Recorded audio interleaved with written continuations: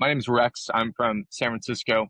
I Uh-huh. went to a school just north of San Francisco, a relatively competitive school. And yeah, I go to Rice University. I'm a freshman here, thinking about studying economics, statistics, mathematical economics. Still a bit undecided, but in that realm. And yeah, I applied to Rice, early decision. Super happy to be here and have met some fantastic people and some incredible professors. Yeah. Yeah, I'm Good for very you, happy with my man. situation. Yeah, yeah, You are the yeah, RD yeah, suffer. exactly. All right. When did you first think that you wanted to go to Rice? When did you first consider that as possible? Yeah.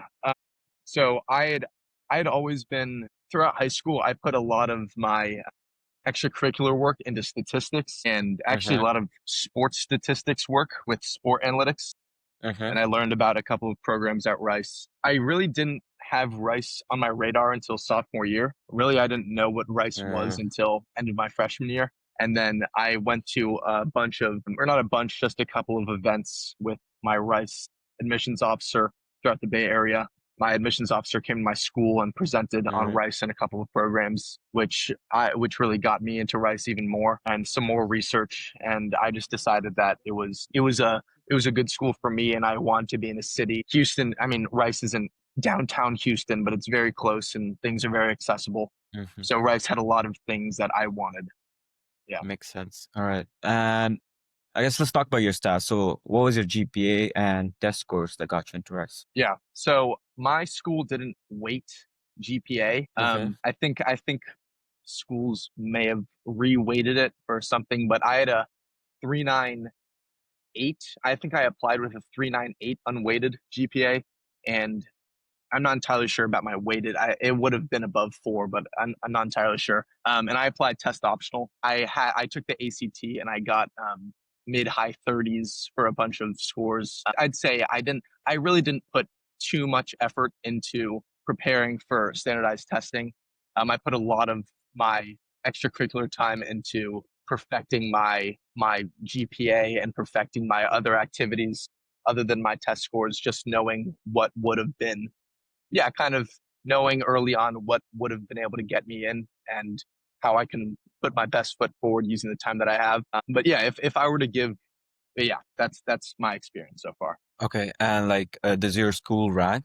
My school does not rank. No, I probably would have been in the top 5% of my school. I didn't go to a Okay. massive school, but it was definitely competitive. But no, my school doesn't rank. Only awards GPA. Yeah. Okay. And what about AP classes? Did you take any and how many did you take? My school does not have APs. My school has advanced courses, which are can be considered an equivalent of AP. So they a lot of baseline courses which you take freshman or sophomore year, and then Mhm. for electives, junior and senior year, you can take for example, advanced biology, which is very similar to AP biology. Or I took my senior year, I took advanced statistics, which is very similar to AP Mhm. stats. So stuff like that. And I didn't take any AP tests, but I a lot of the coursework that I did was related to that, and I feel like Rice doesn't, at least for the majors and the things that I was looking for, doesn't take. I can say for statistics and for economics, I'm fairly positive that they don't take AP credit for those courses. I may be wrong, but I that's those are more uncommon AP tests to be accepted for credit. So yeah. Makes sense. Okay. I guess let's talk about your ECs then. So can you walk us through a couple of your most impactful ECs that you think made the most difference with admissions officers? Definitely, yeah. So I applied in using a statistics oriented lens. How I use statistics in a bunch of different of my jobs and extracurriculars. So I'd say the biggest thing that I applied using that was through science research. I was an intern, a research intern at a university in California, Okay. and California State University. And what I did was in conducting, this was neuropsych research, neuropsychological, and I used the statistics frame in how I analyzed the data. And I said using statistics, I was able to better present my research and showing which statistical methodologies I used, things of that nature, especially since there's so many statistics, so many ways to use statistics and research and Mhm. almost anything. I'd say that was definitely a lot of schools love research in almost any Yeah. subject. For sure. Science research is definitely very impactful if you can get any role with that or anything you're passionate about. Economics research, reaching out to any professor or any program can be very beneficial. So that's what I really just cold emailed a bunch of programs in California and out of California looking for in-person and remote roles for just research internships. And eventually I got one, which was in far north California. It was a hybrid internship in which I drove up sometimes and sometimes did Zoom work. But I would say that was definitely the most impactful, finding ways to pump things up. Amazing. And like, when did you actually like start thinking strategically about your ECs, or was it not strategic at all for you, and or were you just going with the flow? Yeah, I would say most of my ECs came from sophomore and junior year, at least starting to think about sophomore and junior year,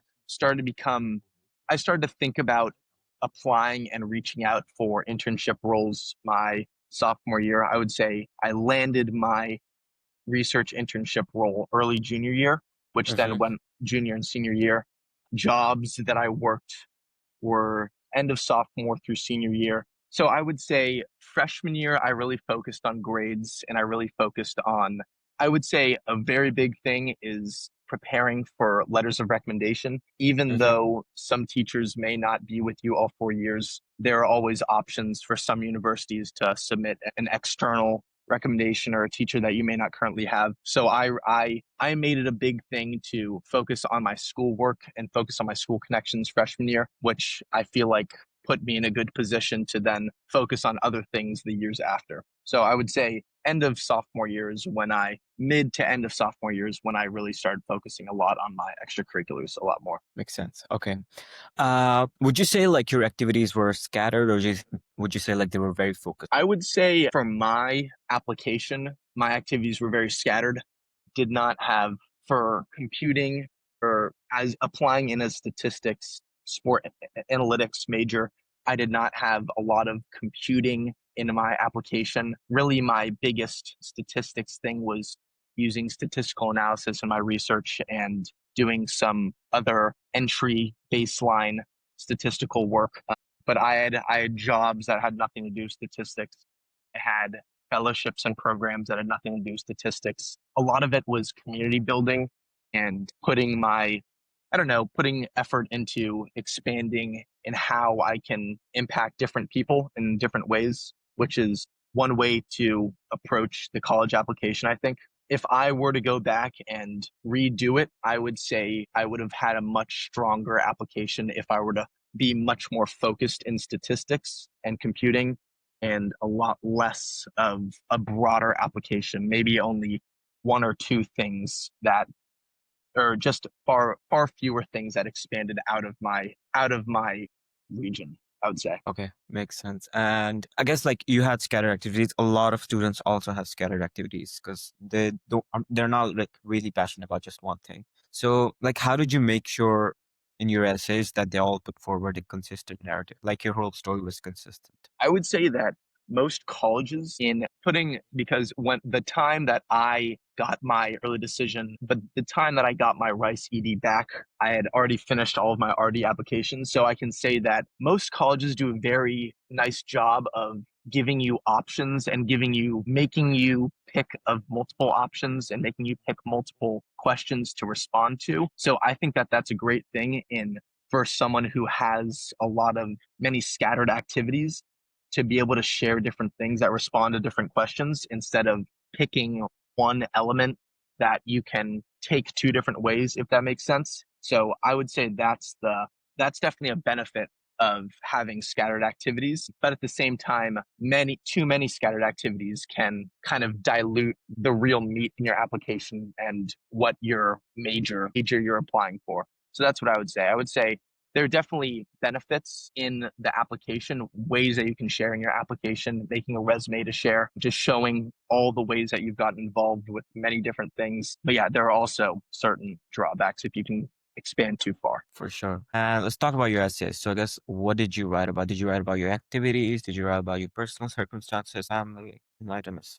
I wrote about, I remember my personal essay was a bit, I would say a bit unorthodox in the sense that I started with kind of a personal emotional narrative and Mm-hmm. tied it back into, well, I'll say that a lot of people write their personal essays off of one experience or one emotion and how it's played a role in their broader emotional lives, if that makes sense. I really started with an emotion and tied that emotion back into how it's helped me or ways that I've used that emotion in all of my different extracurriculars, especially things that I didn't have the opportunity to write about in my other supplemental essays. So, say for school, I had extracurricular one, two, and three, but I could Mm-hmm. only write about one and two for a certain application. My personal essay kind of did the role in including extracurricular three that I wouldn't have been able to write about. So I think that that's a very useful technique. Mm-hmm. Also, using the additional information section of every application to write about something that may have been lost in your application or didn't come out as clearly or as perfectly as you'd like to. And then I definitely wrote about fellowships and programs outside of my internships, volunteer work, or smaller supplemental essays for schools. That helped me out as well. Amazing. I think this will be immensely helpful for everyone who's looking into rice. But last question to you. What advice would you give to someone who's also looking to get into top colleges in terms of college applications? And what is like the one myth you want to bust about college applications? Well, my biggest piece of advice is this specifically goes for schools that track demonstrated interest. Rice does. A lot of liberal arts colleges do. A lot of colleges track demonstrated interest. I don't think Ivies do, but a lot of schools do. I would make sure, and I really think what got me into Rice was how committed I was to going to almost any event that was hosted or my admissions officer came to the Bay Area. I was tracking him all around the Bay Area and must have saw him at least 6 times and really built a strong connection with him. Made Mm, sure that he knew my name and knew how committed I was to the school.